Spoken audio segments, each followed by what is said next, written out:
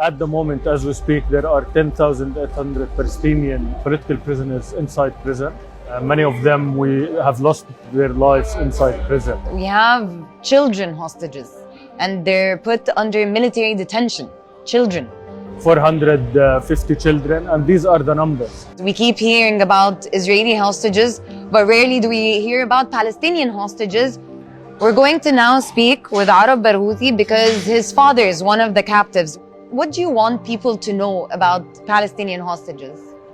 Well, I want people to know that this has been happening for decades. In the last 60 years, more than 800,000 Palestinians have been put in prison. Most of them were under administrative detention, which is illegal by international law. The experience that we go through as Palestinian family members is nothing short from being humiliating all your life. I visit my father like every 2-3 years. I haven't seen him in 3 years. I haven't been able to hug him for 23 years. And when you go to visit, they make sure that you go through a humiliating experience, and their treatment of the prisoner is very brutal. Many Palestinian children are inside prison. I have cousins who are, 16 and 17 who are in prison.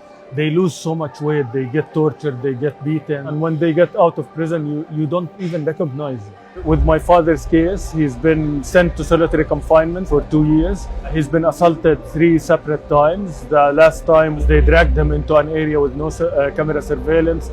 They started beating him up until he passed out for hours and hours. How are you so calm? Just hearing this is making me so angry.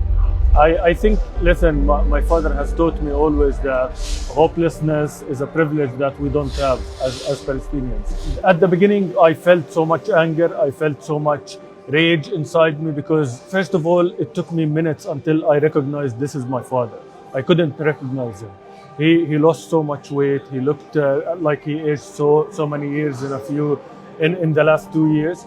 And that was painful to go through. But then we got hundreds of calls from Gaza, people telling us that Marwan Barghouthi represents a source of hope for us, and we can't lose that.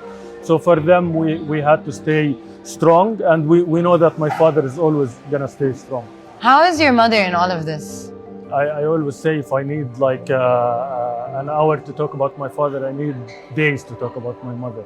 She's a lawyer. She has been working for 45 years for women's rights in Palestine. When she was in her late 30s and she had 4 teenagers that she had to raise, my father was taken from her illegally.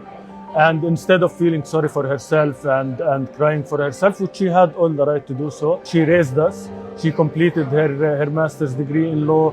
She founded the campaign to release Marwan Barghouthi and all Palestinian political prisoners. And that campaign became the go-to organization for all Palestinian detainees. And the most important thing, away from all of this, she's someone who held the family together. And I truly think that she represents Palestinian women who are partners in our struggle, who are sacrificing everything for Palestine. So I can't express enough how grateful I am to be her son and how proud I am to be her son. Arab, thank you so much for this. Wallahi, بجد, shukran. Wallahi.